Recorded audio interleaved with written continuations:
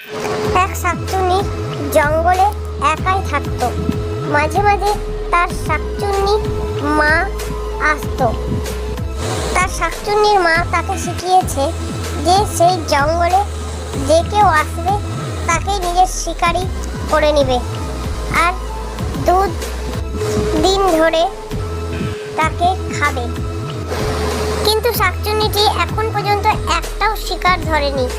সে খুব ভালো শাকচুন্নি, সে মাংস খায় না।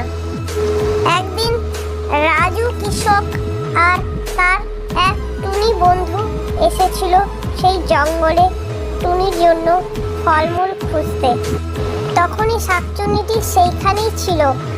তারা ভয় পেলেও শাকচুন্নিটি তাদের কিছু করেনি, উল্টো আরও তাদেরকে সাহায্য করেছে ফলমূল খুঁজে দিতে।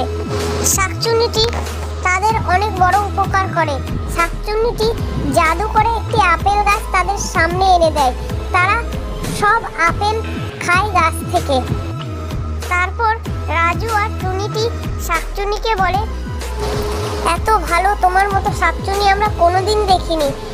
ধন্যবাদ তোমাকে অনেক, যে তুমি আমাদের কিছুই করলে না, উল্টো আরও আমাদের উপকার করলে। তো বন্ধুরা, শাকচুন্নির ব্যবহার এত সুন্দর।